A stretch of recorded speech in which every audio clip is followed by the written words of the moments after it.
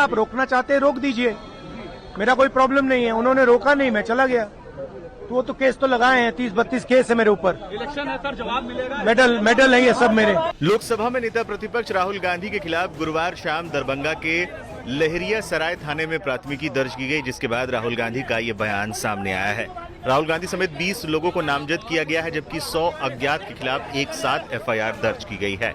FIR दर्ज होने के कुछ घंटे पहले राहुल गांधी ने पटना एयरपोर्ट पर कहा था, पहले कोई प्रॉब्लम दिखी नहीं, दरभंगा में अचानक उन्हें रोकने की कोशिश की गई, मैं वहां गया, जो करना था किया। मैंने उनसे कहा था कि रोकना चाहते हो तो रोक दीजिए, उन्होंने कुछ नहीं किया। केस तो उन लोगों ने लगाए हैं, 30-32 केस हैं मुझ पर, ये सब मेरे लिए मेडल हैं।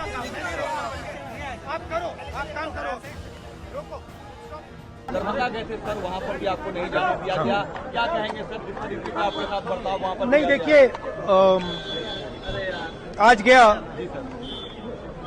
पहले मतलब इनको कोई प्रॉब्लम दिख नहीं रहा था, मगर अचानक उन्होंने फिर रोकने की कोशिश की, मगर ठीक है, हम चले गए, हमने जो करना था कर दिया। जाति जनगणना की बात की मैंने वहां पे, और ये कहा कि देखिए जो प्राइवेट यूनिवर्सिटीज कॉलेजेस में कानून है कि रिजर्वेशन होना चाहिए, वो कानून लागू हो और 50% की जो दीवार है रिजर्वेशन वाली वो तोड़ी जाए। ये हमारी मांगे हैं और इनको हम पूरा करके दिखाएंगे। जो हॉस्टल था अंदर जाने नहीं दिया, फिर बाद में मुझे फोटोग्राफ्स दिखाई गई और पता लगा क्यों नहीं जाने दिया, मतलब हालत बहुत खराब थी, मगर जो मैंने कहना था वहां कह दिया। Thank you. सर वहाँ पे 144 इम्पोज कर दिया, आप पे केस कर दिया गया सर, क्या आप पे फाइल भी कर दिया? हाँ, मैंने उनसे कहा देखिए आप रोकना चाहते हैं रोक दीजिए, मेरा कोई प्रॉब्लम नहीं है। उन्होंने रोका नहीं, मैं चला गया। तो वो तो केस तो लगाए हैं, 30-32 केस है मेरे ऊपर। इलेक्शन है सर, जवाब मिलेगा। मेडल नहीं है सब मेरे। अब तक आई जानकारी के मुताबिक एक एफआईआर बीएनएस की धारा 163 के तहत दर्ज की गई है, जबकि दूसरी एफआईआर में बिना अनुमति अंबेडकर कल्याण हॉस्टल में जबरन कार्यक्रम करने को लेकर है। इससे पहले राहुल गांधी के दरभंगा दौरे का एक वीडियो भी सामने आया था, जिसमें एसडीओ विकास कुमार और सदर एसडीपीओ अमित कुमार भीड़ के बीच राहुल गांधी से रिक्वेस्ट करते हुए नजर आ रहे थे कि सर रुक जाइए। दोनों अधिकारियों की ओर से रोकने के रिक्वेस्ट के बाद राहुल गांधी कहते नजर आए थे, आपका रोकने का काम है, आप अपना काम करो, रोको। पहले आपने गेट पर रोका, अब आप मुझे कहीं और जाने के लिए बोल रहे हैं, क्या बकवास है। आप करो, आप काम करो, रोको, पहले आपने गेट रोका, first you try to block us inside, then now you're taking us somewhere else. This is nonsense. इसके बाद राहुल गांधी कार्यक्रम स्थल पर न सिर्फ पहुंचे थे, बल्कि छात्रों को संबोधित भी किया था। इस दौरान काफी बड़ी संख्या में भीड़ भी देखने को मिली थी। समझो, आपको भटकाकर, डराकर, दबाकर, आपके ध्यान को इधर उधर करके आपको रोका जाता है। इस देश में आपके लिए कोई जगह नहीं है। 90% के लिए इस देश में कोई रास्ता नहीं है। आप ब्यूरोक्रेसी को देखो, सीनियर ब्यूरोक्रेसी में आपके कितने लोग, 0। आप कॉर्पोरेट इंडिया को देखो, कॉर्पोरेट इंडिया में आपके कितने लोग, 0। आप हाई कोर्ट देखो, आपके कितने लोग, 0। आप एजुकेशन सिस्टम के मालिकों को देखो, मेडिकल सिस्टम के मालिकों को देखो, आपके लोग कितने, 0। मगर मनरेगा की लिस्ट निकालो, आपके लोगों से भरी हुई है। मजदूरों की लिस्ट निकालो, आपके लोगों से भरी हुई है।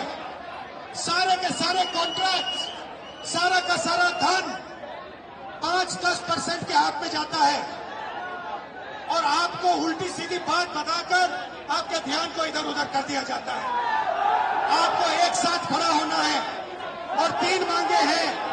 पहली मांग जाति जनगणना, दूसरी मांग प्राइवेट इंस्टीट्यूशंस में, प्राइवेट स्कूल्स और कॉलेजेस में रिजर्वेशन, अति पिछड़ा का, ओबीसी का, दलित का, आदिवासी का। तीसरी बात एससी एसटी सब प्लान, जो आपका पैसा है, जो आपको नहीं दिया जाता है, आपको वो दिया जाना चाहिए। ये 3 चीजें कहने में आपसे आया था। और ये बात समझिए, आप एक बात समझिए, बिहार की पुलिस ने अभी मुझे रोकने की कोशिश की, रोक नहीं पाई। पता है क्यों नहीं रोक पाई? नहीं, इसलिए नहीं रोक पाई क्योंकि आपकी शक्ति मेरे पीछे है। आपकी शक्ति मेरे पीछे है, इसीलिए कोई दुनिया की कोई शक्ति उसको रोक नहीं सकती है। हमने कहा, हमने नरेंद्र मोदी से कहा, पार्लियामेंट में कहा, तुम्हें जाति जनगणना करना पड़ेगा।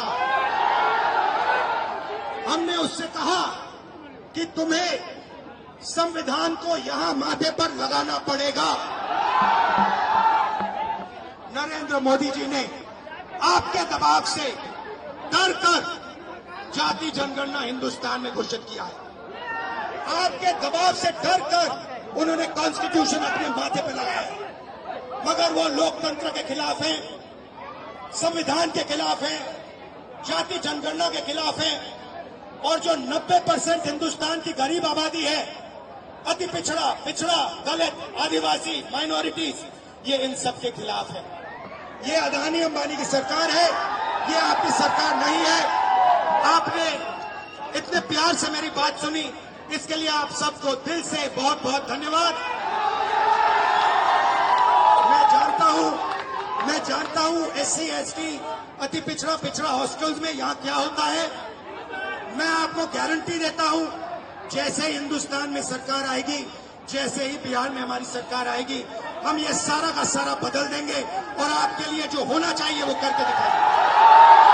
आप सबका बहुत बहुत धन्यवाद, नमस्कार, जय हिंद।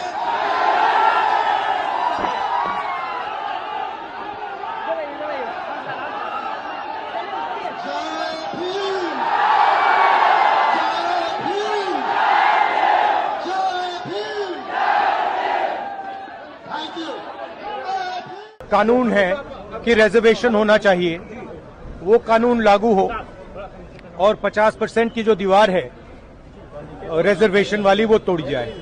ये हमारी मांगे हैं और इनको हम पूरा करके दिखाएंगे।